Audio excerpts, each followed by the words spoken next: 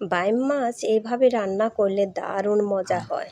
সাথে আছে মিষ্টি কুমড়ো ভাজি আর আছে লোভনীয় আম মাখা। নমস্কার, গুড মর্নিং সবাইকে। ইলার ব্লগে স্বাগতম। কেমন আছেন সবাই? আশা করি ভগবানের কৃপায় ভালোই আছেন। আমিও তো অনেক ভালো আছি। আর এত গরমে কিন্তু তেমন বেশি ভালো নেই। এতটাই গরম, এই যে রান্না করতে এসে যে কতটা গরম লাগে, প্রচুর গরম। আর বৃষ্টি নেই বললেই চলে, বৃষ্টি তো হচ্ছেই না। ওই একবারই হলো কতদিন আগে, তারপরে তার বৃষ্টি হলোই না। এখনও কিন্তু চারদিকে বাতাসও নেই, তেমনি মাঝে মধ্যে একটু বাতাস আসে আবার আসে না, এইরকমই চলছে কিন্তু। আর গরম তো প্রচুর। আর গাজীপুরে কিন্তু অনেকটাই গরম। এই তো আমার মাছগুলো কিন্তু ভাজা হয়ে গেল। আর আজকে মাছগুলো যেন কিসের জন্য লেগে পড়লো বুঝতেই পারলাম না যে লেগে গেল কেন। কড়াইটাও কিন্তু গরম করে দিয়েছি, তারপরেও লেগে পড়লো কেন বুঝতেই পারছি না। আর দেখবেন যে মাছ যদি লেগে যায় তাহলে কিন্তু ভেঙে ভেঙে যায়। আর মাছ ভাজতে এতটাই খারাপ লাগে। তারপরে মনে করেন ওই রকম ভাঙাচোরা মাছ দিয়ে তরকারি রাঁধতেও কিন্তু একদমই ভালো লাগে না। এই তো বাকি যেগুলো ছিল ওগুলো কিন্তু ভাজা হয়ে গেছে। একটু কেমন কেমন যেন লাগতেছে, তাই না? লেগে পড়লে এরকমই লাগে। ওই মাছ কিন্তু খেতেও তেমন বেশি ভালো লাগে না।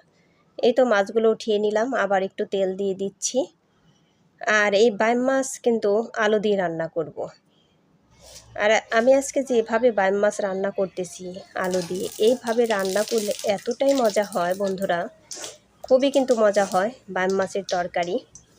বাইম মাছও তো বন্ধুরা অনেকভাবে আপনারা খান, কিন্তু এইভাবে রান্না করে খেয়ে দেখবেন যে কতটা মজা হয়। এই তো আমি কিন্তু বেশি করে আলু কেটে নিয়েছি, কারণ মাছও তো আমার অনেকগুলাই, সেজন্য আলু কিন্তু বেশি লাগবে। এখন এই যে লবণ হলুদ দিয়ে কিন্তু আলুগুলো ভালো করে আমি ভেজে নেব।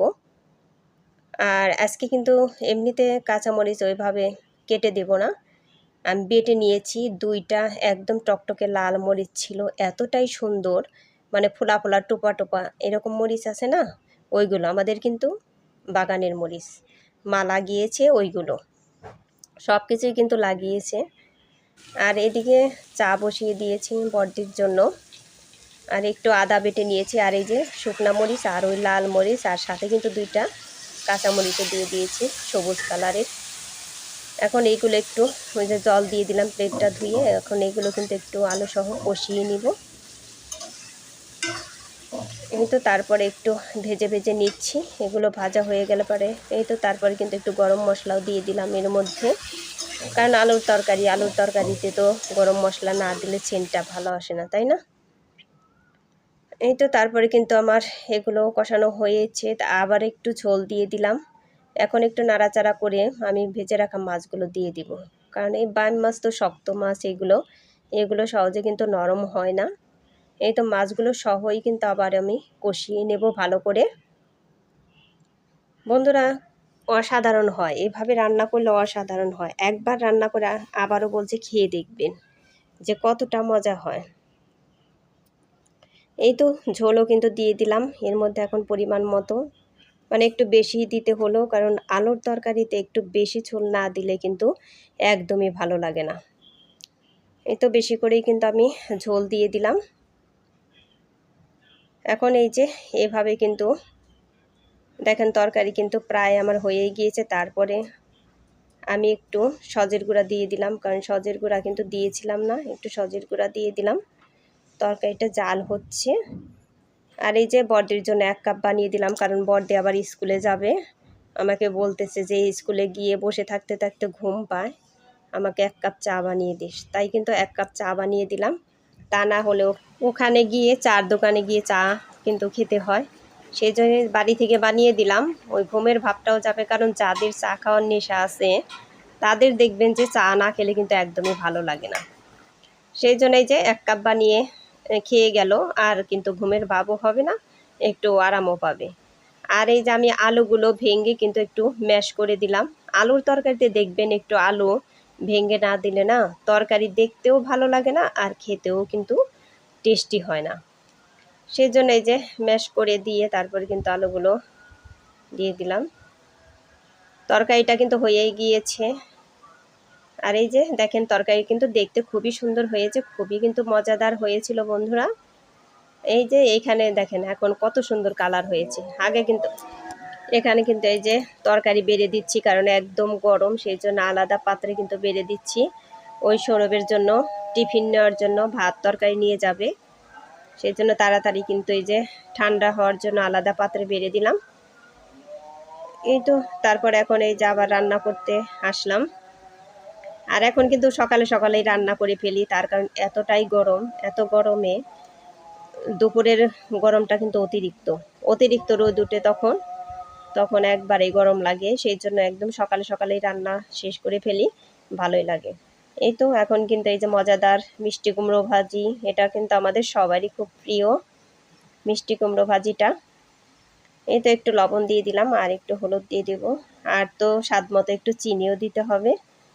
মিষ্টি কুমড়ো ভাজিতে তো চিনি না দিলে খেতে ভালোই লাগে না।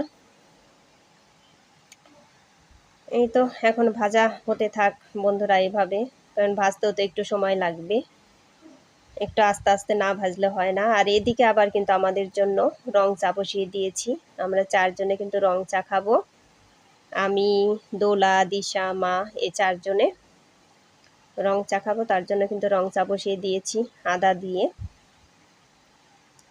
আদা একটু গরম মশলা এগুলো দিয়ে রং চা খেতে কিন্তু ভালোই লাগে, আর এগুলো ছাড়া আমার একদমই ভালো লাগে না খেতে, সেই জন্য এগুলো দিয়েই দিই রং চার মধ্যে। এই তো আমার ভাজাও কিন্তু হয়ে গিয়েছে, আর একটু নাড়াচাড়া করেই কিন্তু নামিয়ে নেব। এই তো মিষ্টি লাউ ভাজাটা তো বাচ্চারা সবাই কিন্তু খুব পছন্দ করে, আমরা বড়রাও সবাই খুব ভালোবাসি এই মিষ্টি কুমড়ো ভাজি। এখন আবার এই যে কালো জিরে সোমবার কিন্তু দিয়ে দিলাম, ও তরকারিটাও যেমন টেস্টি হয়েছে, মিষ্টি কুমড়ো ভাজিও কিন্তু খুব ভালো হয়েছে। আর এখন কিন্তু কচুরলতি, এই তো বেশি করে পেঁয়াজ আর রসুন দিয়ে দিয়েছি, এগুলো ভালো করে কিন্তু ভেজে নেব। আর কচুরলতিতে আজকে চিংড়ি মাছ দেব না, চিংড়ি মাছ ছাড়াই কিন্তু রান্না করব। এমনিতেও ভালো হয়, শুধু যে চিংড়ি মাছ দিয়ে ভালো হয় তা কিন্তু না, এমনি রান্না করলেও কিন্তু খুব ভালো লাগে। এই তো এখন ভেজে নেই এগুলো। ওদিকে আবার আম মাখা খেতে চাইতেছে, দিশা কিন্তু বারবার বলতেছে যে আম মাখা খাবো, আম মাখা খাবো। মা কিন্তু ঝুরি ঝুরি করে রেখেছে, ওই গ্রেটারে গ্রেট করে রেখেছে, আজকে ওইভাবেই খাওয়া হবে। আর একদম তো কাঁচা আম, টকও একদম, তাই না? আম তো প্রচুর, কাঁচা আম তো প্রচুরই টক, ওগুলো খেতে কিন্তু খুবই কষ্ট, চিনি লাগে প্রচুর পরিমাণে। এই তো ওগুলো মা বলতেছে যে ওগুলো একটু ভালো করে মাখিয়ে দাও। আম বলতেছে হ্যাঁ দেবো, রান্না শেষ করি অমনে, স্নান করার আগে সবাই খাবে। আর বড়দি কিন্তু কতখানি নিয়ে গেছে স্কুলে, বান্ধবীর সাথে খাবে। আর আমাদের 4 জনের জন্য রাখা হয়েছে, ওগুলো কিন্তু আমরা এখন মাখিয়ে খাবো। আর এদিকে তো ভাজা হচ্ছে পেঁয়াজ রসুন এগুলো।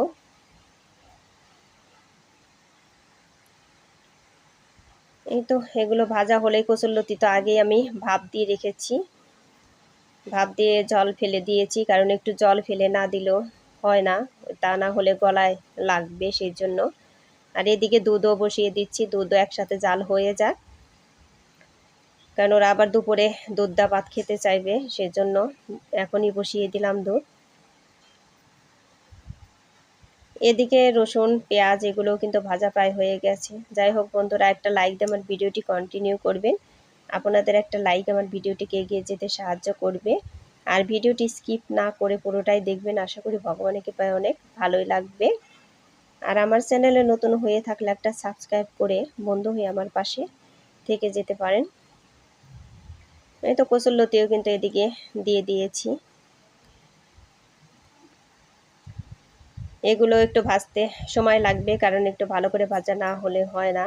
আর এগুলো রান্না করতে করতে কিন্তু এদিকে আবার কিছু ধুয়ে গুছিয়ে নিচ্ছি, কারণ এই যে কাপ টাপ এগুলো যদি আমরা না ধুয়ে নিই তাহলে কিন্তু ভালো ধোয়া হয় না, ওই খালার ভরসা সব কিছু কিন্তু রাখা যায় না। এগুলো যদি খালা ধুয়েও রাখে তারপরেও কিন্তু আমাদেরকে আবার এগুলো ধুয়ে নিতে হয়, তা না হলে একদমই কাজ তেমন বেশি ভালো না।